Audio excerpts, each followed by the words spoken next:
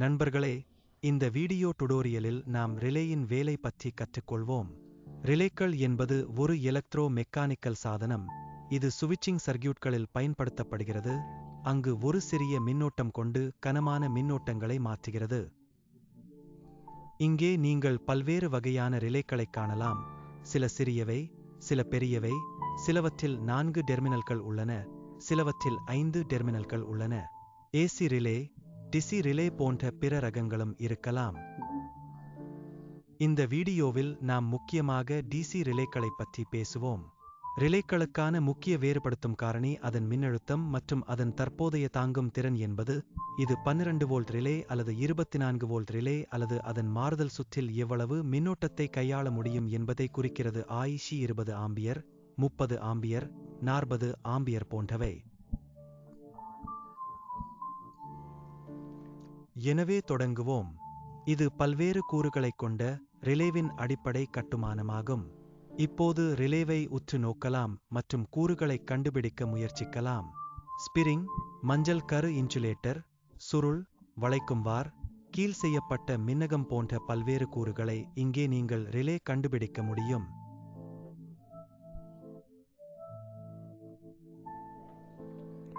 தயவு செய்து அவற்றை கண்டுபிடிக்க முயற்சிக்கவும். வெள்ளை நிற இன்சுலேட்டர் ஹவுசிங்கில் ஒரு சிறிய குறுக்கு வெட்டு கம்பி சுற்றப்பட்டிருப்பதை இங்கே காணலாம். அதற்கும் இடையில் ஒரு இரும்பு கோர் உள்ளது. எனவே கம்பிச் சுருளின் வழியே மின்னோட்டம் பாயும் போது மின்காந்தவியல் கோட்பாட்டின் காரணமாக ஒரு காந்தப்புலம் உருவாகிறது. இந்த காந்தப்புலம் இந்த காண்டிலீவரை அதன் பக்கத்திற்கு இழுக்கும். இது மெக்கானிக்கல் ஸ்விட்சிங்.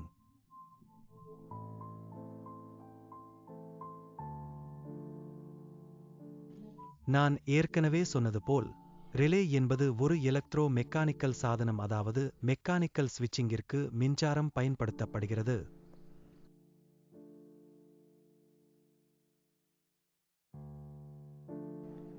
இப்போது இந்த வசந்தத்தின் பங்கு என்ன என்று நீங்கள் கேட்கலாம்.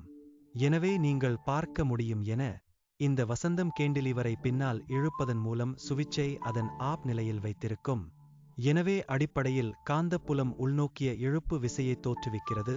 இது காண்டிலீவரில் சுருள்வில் தோற்றுவிக்கும் விசையை எதிர்க்கிறது.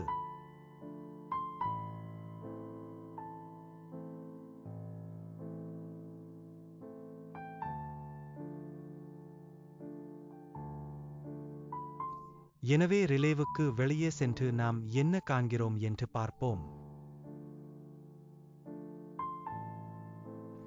இங்கே ரிலேவின் 4 கால்கள் மற்றும் சில எண்கள் உள்ளன. இந்த எண்கள் எதை குறிக்கின்றன? வாருங்கள் தெரிந்து கொள்வோம். இது ரிலேவின் சுற்று வரைபடம். இப்போது சுற்று வரைபடத்தை புரிந்து கொள்வோம். ரிலேவில் பொறிக்கப்பட்ட 4 எண்கள் 8586, 87 மற்றும் 30 ஆகும். இங்கே சிவப்பு நிறத்தில் கோடிட்டுக் காட்டப்பட்டுள்ள இந்த பகுதி ரிலே சுருளை குறிக்கிறது. அதாவது பின் 85 மற்றும் பின் 86 இடையே ரிலே காயில் இணைக்கப்பட்டுள்ளது. இந்த பச்சை கோடிட்டுக் காட்டப்பட்ட பகுதி சுவிட்ச் ஆகும். இது சுருள் ஆற்றலூட்டப்படும் போது அதன் திசையை மாற்றுகிறது. அதாவது நாம் பின் 87 மற்றும் பின் 30க்கு இடையில் மாறியுள்ளோம்.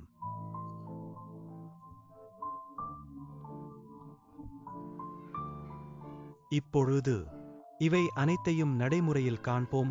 S1 வீடியோவின் வரவிருக்கும் பகுதியில் நான் மின்தடை மதிப்புகளை அளவிட மல்டிமீட்டரை அமைக்கிறேன். எனவே அதை ஓம்ஸ் ஆகஸ்து அமைக்கவும்.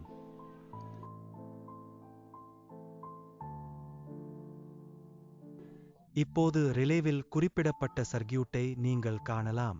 பின் 85 மற்றும் 86க்கு இடையில் சுருள் மற்றும் 87 மற்றும் 30க்கு இடையில் சுவிட்ச் உள்ளது.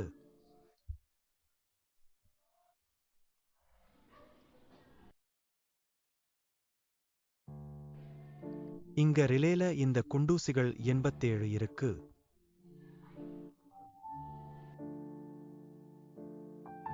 – 8630 மற்றும் 85.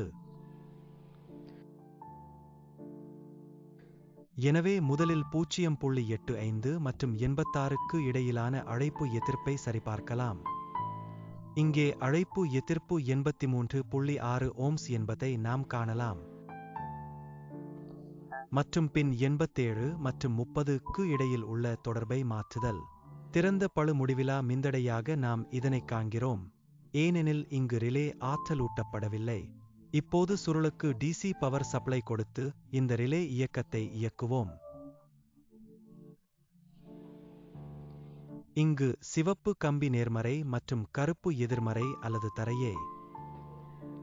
மாறுதல் தொடர்புக்கு இடையில் ஒரு மல்டிமீட்டரை பயன்படுத்தி இதைச் சரிபார்க்கலாம்.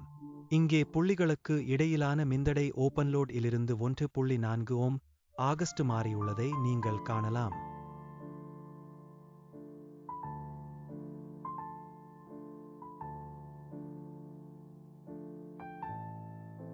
இங்கே நாம் சப்ளையை அகற்றுகிறோம், எனவே ரிலே மீண்டும் அணைக்கப்படுகிறது மற்றும் எதிர்ப்பு திறந்த சுமை ஆகும். இது மீண்டும் எல்லையற்ற எதிர்ப்பு. சுவிட்ச் ஆன் மற்றும் மின்தடை 1.4 ஓம்ஸ் ஆகிறது.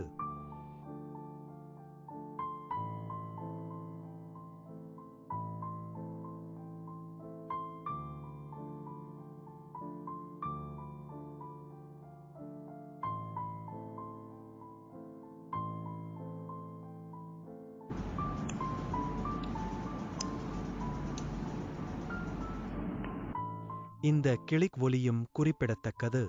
அந்த ரிலே சுவிட்ச் ஆன் ஆகி ஸ்விட்ச் அதன் துருவமுனைப்பை மாற்றிவிட்டது.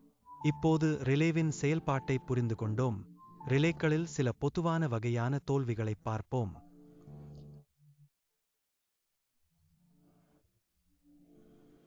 முதலாவது, ரிலே சுருள் எரிந்து திறந்த சுற்றாக மாறும் போது. இரண்டாவதாக, அதிக மின்னோட்டம் கடந்து செல்வதால் மாறுதல் புள்ளிகள் குறுகியதாகிறது.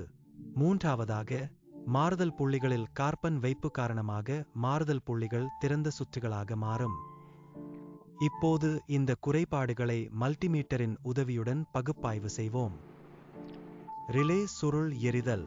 ரிலே நியமிக்கப்பட்டபடி சரியான மின்னழுத்தத்தை பெறாதபோது இது முக்கியமாக நிகழ்கிறது. நீங்கள் 24 வோல்ட் அல்லது 12 வோல்ட் ரிலேவில் 12 வோல்ட் ரிலேவை இயக்குவது போல குறைந்த மின்னழுத்தம் வழங்கப்படுகிறது மற்றும் ரிலே சரியாக எடுக்க முடியாது. பின்னர் ரிலே சுருள் வெப்பத்தை உருவாக்கி எரிகிறது.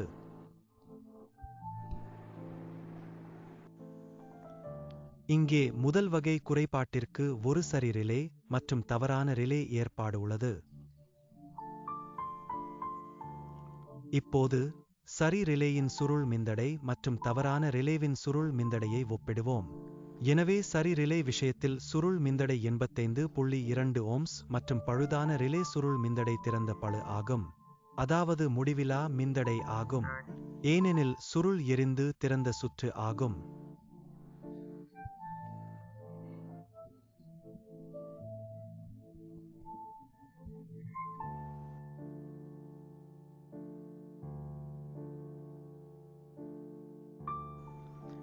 இது 85.2 உடன் சரி ரிலே. ஓம்ஸ் என்பது முடிவிலா அழைப்பு எதிர்ப்பைக் கொண்ட தவறான ஒன்றுடன் ஒப்பிடும்போது அழைப்பு எதிர்ப்பு. இப்போது மாறுதல் புள்ளிகள் குறுகியதாக இருக்கும் இரண்டாவது வகை தோல்விக்கு செல்வோம்.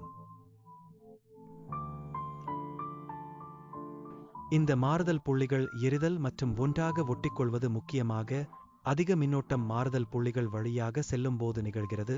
நீங்கள் குறைந்த சுமைக்கு மதிப்பிடப்பட்ட ரிலேவில் அதிக சுமையை ஓட்டுகிறீர்கள்.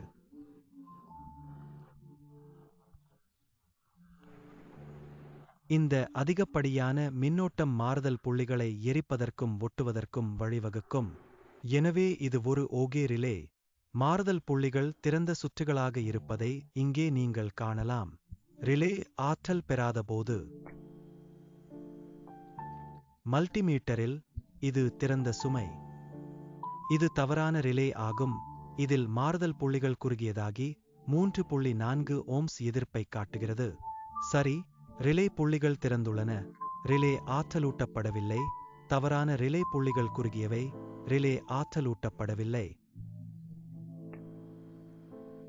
எனவே வீடியோவை பார்ப்பதனால் ரிலேக்களின் வேலை மற்றும் தொடர்புடைய பொதுவான தவறுகள் பற்றி நடைமுறை விளக்கம் கிடைக்கும் என்று நம்புகிறேன். வீடியோ உங்களுக்கு பிடித்திருந்தால் தயவுசெய்து லைக் மற்றும் ஷேர் செய்யுங்கள். மேலும் இது போன்ற சுவாரஸ்ய வீடியோக்களுக்கு சொந்த சேனலுக்கு சப்ஸ்கிரைப் செய்யவும்.